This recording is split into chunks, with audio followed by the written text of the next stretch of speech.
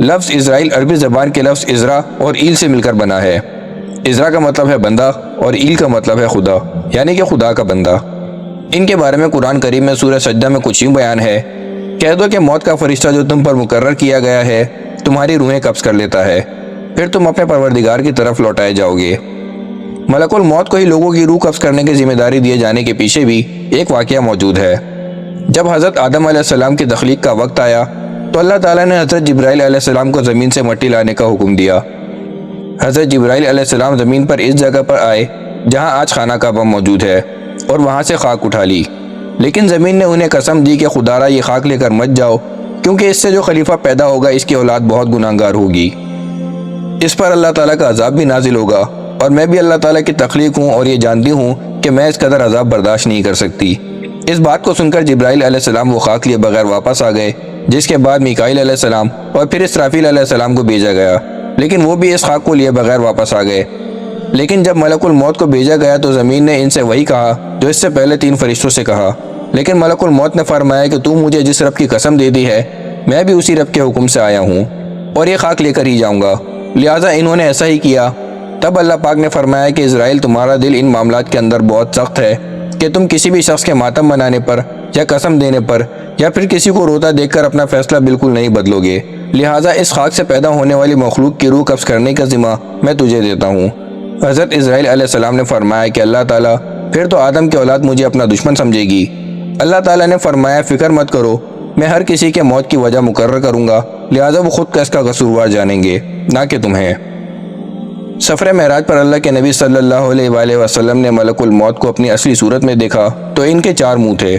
پوچھنے پر بتایا گیا کہ ان کے سامنے کا منہ نور کا بنا ہے جس سے وہ مومنین، صالحین اور نیک لوگوں کی روح قبض کرتے ہیں،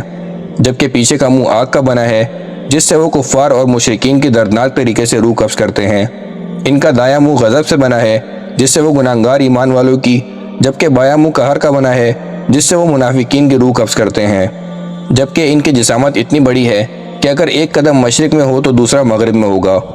ان کے بھی 4 پر ہیں لیکن وہ پرندوں جیسے نہیں بلکہ صرف سمجھانے کی غرض سے بیان کیے گئے ہیں۔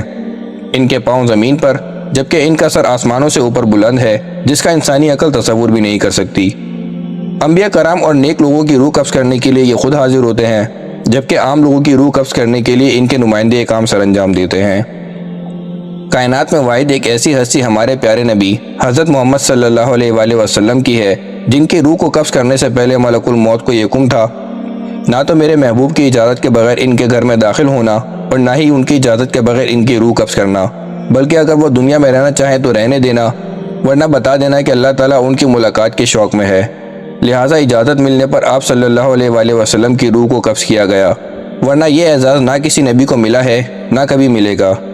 حضرت موسیٰ علیہ السلام اللہ تعالیٰ کے لاڈلے اور جلیل القدر پیغمبر تھے۔ حضرت ابو ہریرہ رضی اللہ تعالیٰ عنہ سے روایت ہے کہ ملک الموت آدمی کی شکل میں موسیٰ علیہ السلام کے پاس بھیجے گئے۔ وہ جب آئے تو موسیٰ علیہ السلام نے پہچان کر انہیں ایک زوردار تماچا مارا اور ان کی آنکھ پھوڑ ڈالی۔ وہ واپس اپنے رب کے حضور میں پہنچے اور عرض کیا اللہ تو نے مجھے ایسے بندے کی طرف بھیجا جو مرنا ہی نہیں چاہتا۔ اللہ تعالیٰ نے ان کی آنکھ پہلے کی طرح کر دی اور فرمایا کہ دوبارہ جا اور ان سے کہے کہ اپنا ہاتھ ایک بیل کی پیٹھ پر رکھیے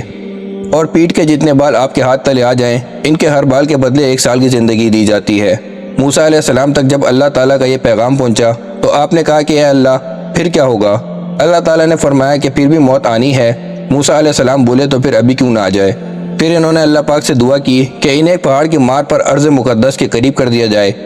پھر نبی کریم صلی اللہ علیہ وآلہ وسلم نے فرمایا کہ اگر میں وہاں ہوتا تو تمہیں ان کی قبر دکھاتا کہ لال ٹیلے کے پاس رستے کے قریب ہے۔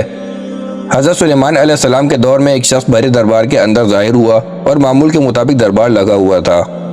لیکن یہ شخص حضرت سلیمان علیہ السلام کے ایک وزیر کو بڑی عجیب و غریب اور حیرت بھری نظروں سے گھور رہا تھا۔ اس شخص کے دربار سے جانے کے بعد حضرت سلیمان علیہ السلام نے اس وزیر کو بتایا کہ وہ ملک الموت تھے۔ وہ وزیر ڈر گیا اور سوچنے لگا کہ شاید اس کی موت کا وقت قریب آ گیا۔ اس نے حضرت سلیمان علیہ السلام سے کہا کہ ہوا آپ کے تابع ہے، آپ انہیں حکم دے کہ مجھے ابھی ہندوستان کی سرزمین تک پہنچا دے جو کہ یہاں سے کئی دن کی مسافت پر ہے۔ حضرت سلیمان علیہ السلام نے ایسا ہی کیا۔ اگلے روز ملک الموت دربار کے اندر دوبارہ حاضر ہوئے۔ جب ان سے پوچھا گیا کہ آپ کہاں سے تشریف لا رہے ہیں اور میرے ایک وزیر کو آپ کل اس طرح گھور کیوں رہے تھے تو انہوں نے جواب دیا کہ مجھے اللہ کی طرف سے حکم تھا کہ اس شخص کی ہندوستان کے سرزمین پر روح قبض کروں جو کہ یہاں سے کئی دنوں کی مسافت پر ہے، لیکن یہ شخص تو آج یروشلم کی سرزمین پر آپ کے دربار میں موجود ہے۔ تو میں یہ سوچ رہا تھا کہ یہ شخص ہندوستان کے سرزمین پر کل تک کیسے پہنچے گا، لیکن ابھی میں اسی شخص کی روح قبض کر کے آ رہا ہوں، جس سے یہ معلوم ہوتا ہے کہ کوئی بھی شخص دنیا کے کسی بھی کونے یا تہہ خانے کے اندر ہی موجود کیوں نہ ہو، جتنی بھی بڑی چار دیواری اس کے گرد موجود ہو، نہ تو یہ موت کو روک سکتی ہے نہ ہی ملک الموت کو، کیونکہ ملک الموت انسانی جسم جیسی خصوصیت نہیں رکھتے اور نہ ہی ان پر ٹائم لاگو ہوتا ہے اور نہ ہی اس دنیا کے مادی قانون، اس لیے وہ دنیا کے ہر کونے پر ایک ہی وقت کے اندر موجود رہتے ہیں۔ اللہ تعالیٰ نے ان کے لیے زمین کو بالکل ایک پلیٹ کی طرح ہموار کر دیا ہے، یا پھر انسانی مٹی کی طرح، جس پر وہ جب چاہیں جیسے چاہیں ہر وقت پہنچ سکتے ہیں۔ قیامت کے روز جب شیطان لوگوں کو جہنم تک پہنچا چکا ہوگا اور نیک لوگ جنت کے اندر داخل کیے جا رہے ہوں گے،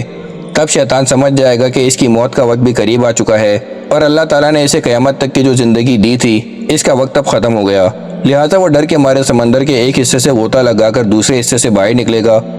لیکن ملک الموت وہاں پہلے سے موجود ہوں گے۔ اس کے بعد وہ پھر سے غوطہ لگا کر تیسرے کونے سے نکلنے کی کوشش کرے گا، لیکن پھر سے وہاں پر ملک الموت موجود ہوں گے۔ یوں وہ کسی بھی طرح ان سے بچ نہیں سکے گا اور اس کی روح کو بھی حضرت اسرائیل علیہ السلام قبض کر لیں گے۔